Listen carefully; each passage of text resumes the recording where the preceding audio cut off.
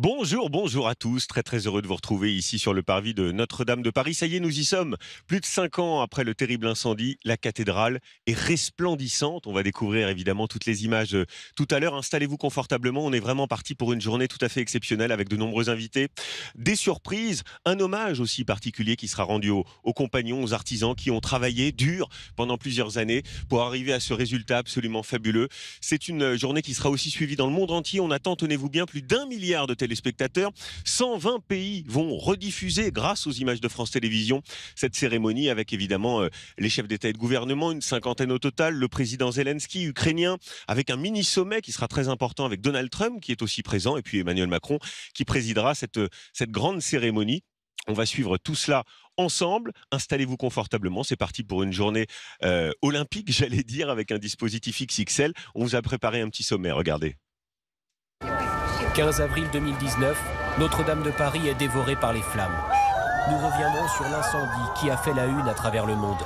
15 heures de combat contre le feu pour les pompiers de Paris qui sont parvenus à sauver ce joyau de notre patrimoine. Nous verrons la mobilisation qui a suivi pour reconstruire Notre-Dame. 5 années de travaux titanesques qui ont mobilisé les meilleurs artisans et compagnons. Tailleurs de pierre, charpentiers, vitraillistes, restaurateurs de peinture, sculpteurs. Un formidable défi professionnel, doublé d'une belle aventure humaine. Nous écouterons la playlist de Notre-Dame, la cathédrale chantée par quelques-unes des plus belles voix du répertoire français. Enfin, nous revisiterons Notre-Dame dans la culture, de Victor Hugo à la BD, des comédies musicales à Disney. La cathédrale inspire les artistes du monde entier.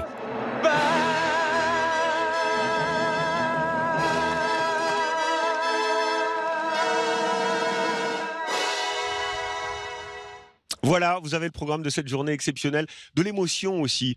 On va en avoir beaucoup pendant cette journée exceptionnelle avec encore, je le redis, un hommage appuyé aux compagnons qui seront ici. D'ailleurs, ils sont nombreux à avoir été invités aux côtés des chefs d'État et de gouvernement. On va vivre tout cela ensemble. Et puis, on va vous faire vivre aussi la ferveur qu'il y a aussi partout dans Paris, partout en France, avec ces familles de compagnons qui vont suivre cette cérémonie en direct sur France 2. On va retrouver, pour commencer, Justine Veil, qui est pas très loin d'ici, d'ailleurs, sur l'île de la Cité, aux côtés d'une riveraine qui habite à proximité de Notre-Dame de Paris, qui a suivi le chantier depuis 5 ans, Justine, et qui a évidemment aujourd'hui, comme nous tous, une émotion particulière.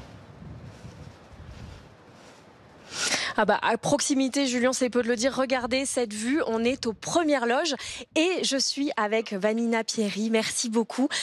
Vous avez une vue absolument imprenable. Revenons peut-être d'abord sur ce qui s'est passé il y a 5 ans, puisque vous étiez ici même et vous avez vu l'incendie. Est-ce que vous pouvez me raconter un petit peu comment vous l'avez vécu ? Comme tout le monde, avec une angoisse évidente, puisque j'ai d'abord vu la fumée, et puis j'ai vu les flammes qui envahissaient la flèche. J'ai été la dernière d'ailleurs évacuée parce que je n'avais pas entendu le maire Ariel Veil qui était venu avec les pompiers frapper à ma porte. Et je dois dire que quand je suis partie, j'étais très angoissée, comme tout le monde, mais peut-être encore plus parce que cette cathédrale, c'est un peu, je dirais modestement, ma maison, parce que je la vois tous les matins, tous les soirs, et j'avais l'impression que je ne la verrais plus. Elle a été sauvée. Et ensuite, c'est 5 années de chantier. Ça s'est passé juste là, sous vos fenêtres, puisque la base vie des ouvriers est vraiment juste en dessous.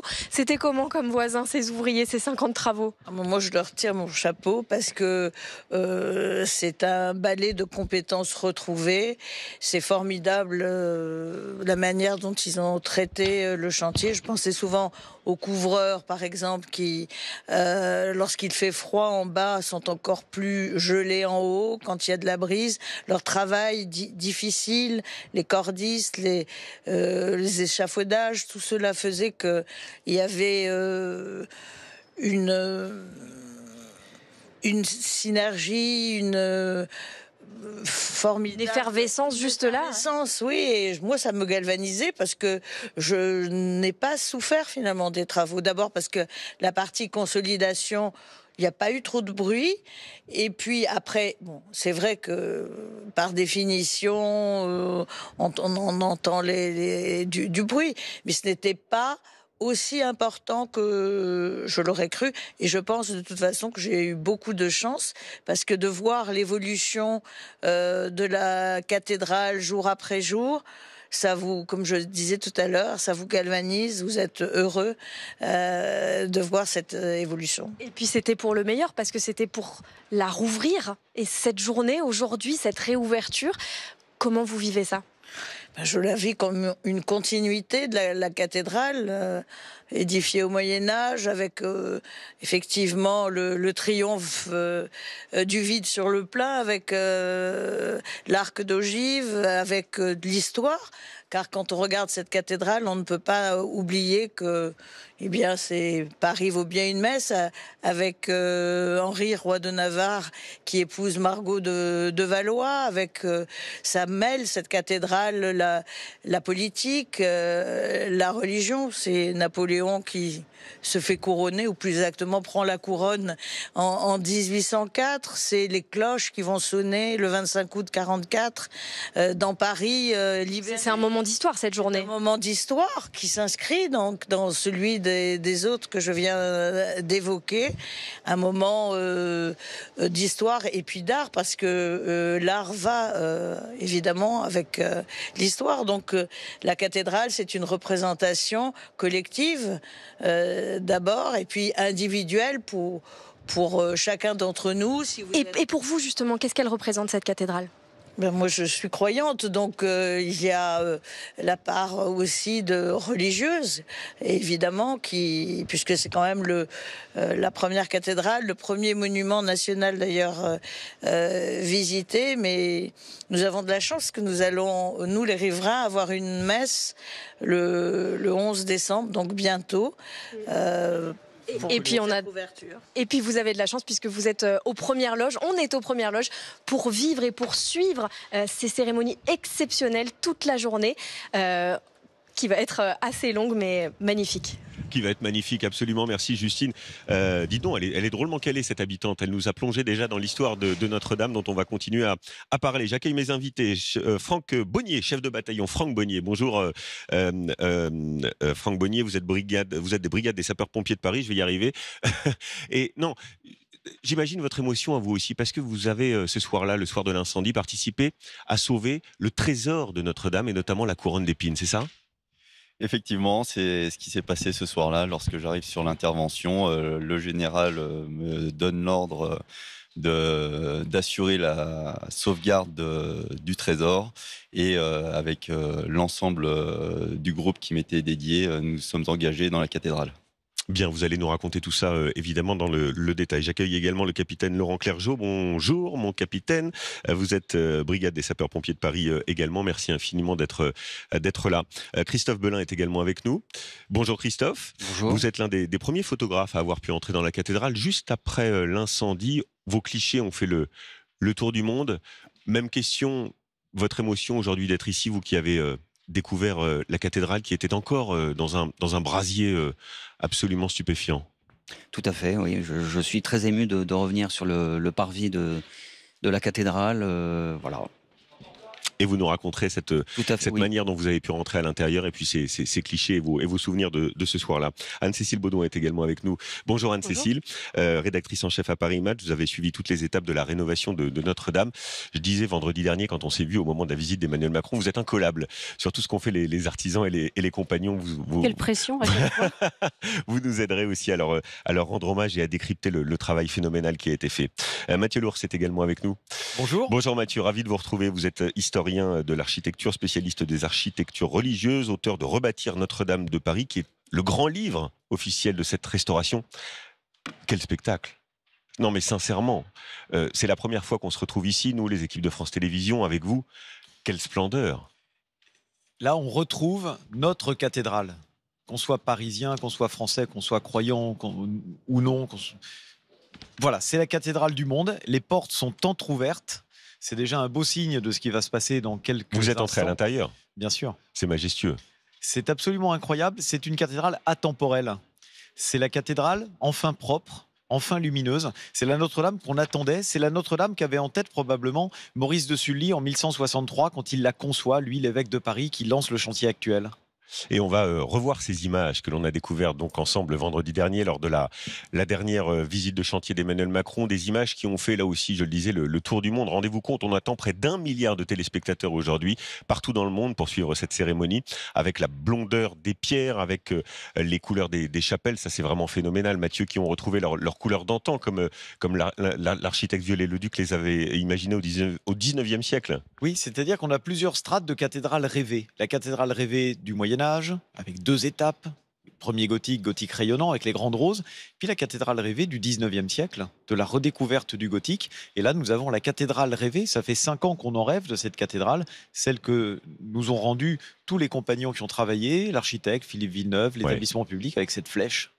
C'est magnifique ces images. Alors pour l'instant, le temps est clément. On annonce tout à l'heure beaucoup de vent, de la pluie. Croisons les doigts car pour l'instant, le temps est clément. Vous savez que la journée va se poursuivre toute l'après-midi, la cérémonie officielle. Et puis après, ne ratez pas le grand concert avec Stéphane Bern. Et là aussi, plein d'artistes et quelques surprises. Vous verrez, on en parlera avec Stéphane. Alors, on va aussi vous replonger dans l'histoire de Notre-Dame toute cette journée avec Jeanne, notamment Jeanne Benzina qui est juste derrière moi sur le parvis. Savez-vous par exemple que sur le parvis de la cathédrale se situe le point zéro des routes de France. C'est ça, Jeanne ? Exactement, Julien. Alors, vous dites parvis de la cathédrale, c'est le parvis Jean-Paul II. On a tendance à l'oublier, mais c'est ainsi qu'il a été rebaptisé en 2006. Alors, suivez-moi, ou plutôt regardez à mes pieds cette inscription. Il y a marqué point zéro des routes de France. En fait, ça date de Louis XV et vous aviez raison, en fait, c'est ici le point de référence. Le point de référence pour mesurer les distances depuis Paris, c'est même le point de départ de la fameuse Nationale 7. Alors, si on regarde par exemple le panneau sur l'autoroute Paris-Marseille, 776 km, en réalité, c'est une distance entre Marseille et Notre-Dame. Alors, Notre-Dame, le grand public pourra la découvrir demain, mais j'ai une petite surprise, Julien, regardez. Voilà ce qu'on pourra, on s'est faufilé pour découvrir. Regardez, c'est la médaille de la réouverture de Notre-Dame. Elle a été réalisée par l'un des derniers maîtres médailleurs. Il y a marqué réouverture. C'est la date de demain. Et oui, la date de la première messe de demain. Et le grand public pourra garder cette médaille pour que l'incendie ne soit en quelque sorte qu'un souvenir. Et vous pourrez garder le petit bracelet vert. Il y a marqué accès au parvis dessus. Parce que c'est vrai, c'est vrai qu'il y a une sécurité absolument incroyable. 4000 policiers et gendarmes mobilisés, évidemment, pour la venue des chefs d'État. C'est un dispositif, je le disais tout à l'heure, olympique, même peut-être plus important que pour la cérémonie d'ouverture des Jeux Olympiques. Alors Notre-Dame, c'est un voyage, évidemment, à travers les siècles. C'est 800 ans d'histoire de France, même un peu plus. Les travaux débutent en 1163, en présence du pape Alexandre III. Nicolas Châteauneuf, Philippe Maire, Marc Mazerin et Aurélia Fromentin nous raconte cette incroyable épopée. Regardez. Bienvenue à Paris. Nous sommes en 1163. Nous nous trouvons sur l'île de la Cité, devant la vieille cathédrale Saint-Étienne. Cette église a plus de 600 ans.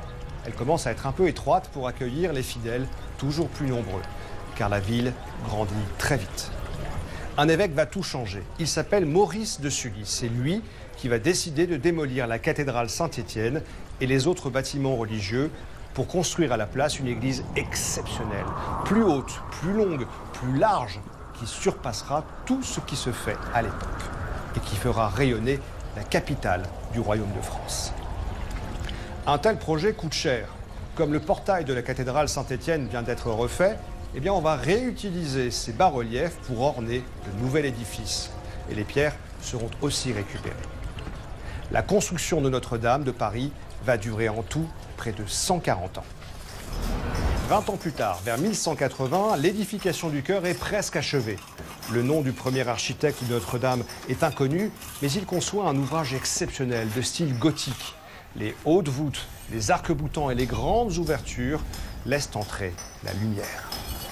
Sur le chantier, des centaines d'artisans s'affairent.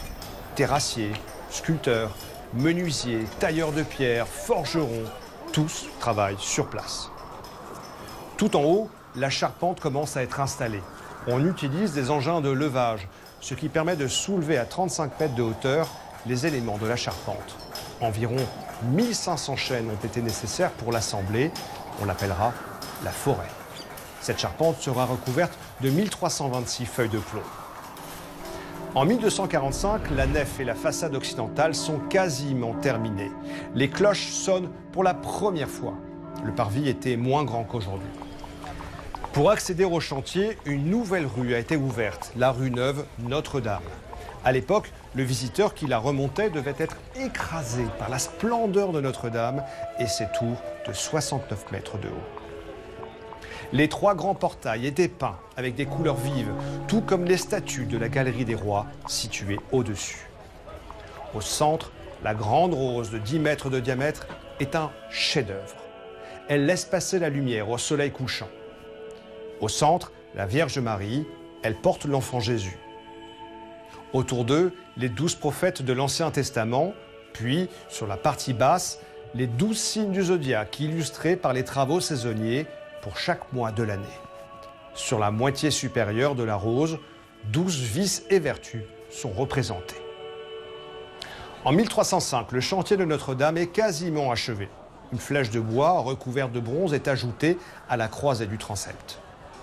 Pendant plus de 5 siècles, Notre-Dame ne bougera pratiquement plus. Sa silhouette est un repère dans le paysage parisien. Sur l'île de la Cité, représentée ici en 1600, elle trône au milieu d'un labyrinthe de rues étroites dont il ne reste plus grand-chose aujourd'hui. Tout bascule à la Révolution. Symbole de la monarchie, Notre-Dame est malmenée. Son mobilier est vandalisé. Ses statues sont détruites. Elle est désacralisée, devient un temple de la raison et elle va même servir d'entrepôt à vin. La flèche médiévale menace de s'effondrer. En 1797, elle est démontée. Il faudra attendre l'Empire pour voir Notre-Dame rendue au culte. Elle retrouve aussi un peu de sa splendeur grâce à un architecte visionnaire, Eugène Viollet-le-Duc. C'est lui qui va lancer des grands travaux de restauration dans les années 1840. Il ajoutera en 1859 une nouvelle flèche spectaculaire d'inspiration médiévale, encore plus haute que la précédente. Cette cathédrale Notre-Dame de Paris a traversé les siècles jusqu'à nous. Elle renaît aujourd'hui de ses cendres. Merci Nicolas, c'est fabuleux ce que vous nous avez fait vivre, un voyage au fond dans l'histoire. Mathieu, c'est ça qui est prodigieux quand même. On a réussi en 5 ans, non pas à bâtir la cathédrale, mais à reconstruire un édifice qui avait mis quoi, 150 ans, même un peu plus à être construit ? Voilà, ça commence en 1163. Vers 1325, le gros œuvre est achevé. Mais la cathédrale est achevée. Le gros œuvre, c'était 1240 à peu près. Et en 5 ans, effectivement, on a su restaurer les parties qui ont été détruites par cet incendie, essentiellement la charpente. Mais le gros œuvre de la cathédrale avait quand même tenu. À part ces 3 voûtes effondrées, eh bien, il faut saluer les bâtisseurs qui avaient prévu finalement que la voûte protège la cathédrale en cas d'incendie de la charpente. Il y a une résilience. Et là où on avait du bois médiéval, la voûte a tenu. C'est là où Viollet-le-Duc avait surchargé avec sa nouvelle flèche un peu plus lourde, que là, la voûte médiévale n'avait pas le... Regardez ce document, Mathieu, on voit les dessins de la cathédrale comme elle a été pensée à l'époque. Au XVIe siècle, ça c'était Pèlerin Viator, ça c'est le XVe. On voit Paris à l'époque où c'était une ville entourée par la campagne, où Notre-Dame s'imposait dans tous les environs. On la voyait à 10 km à la ronde, un peu comme Chartres aujourd'hui ou Bourges. L'étalement urbain nous empêche d'avoir cette échelle-là de la cathédrale, mais on l'avait comme ça. Puis là, le pontifical au XVIe siècle, le livre qu'utilisait l'évêque, qui avait pour couverture la façade de la cathédrale. Très beau, on ouvre la cathédrale comme on ouvre un livre, la façade est un frontispice peint. Voilà. Et on remercie les équipes du musée de Cluny et de la Bibliothèque nationale de France qui nous ont permis de vous montrer ces magnifiques documents. Laurent Clergeau, vous êtes dessinateur opérationnel, c'est-à-dire que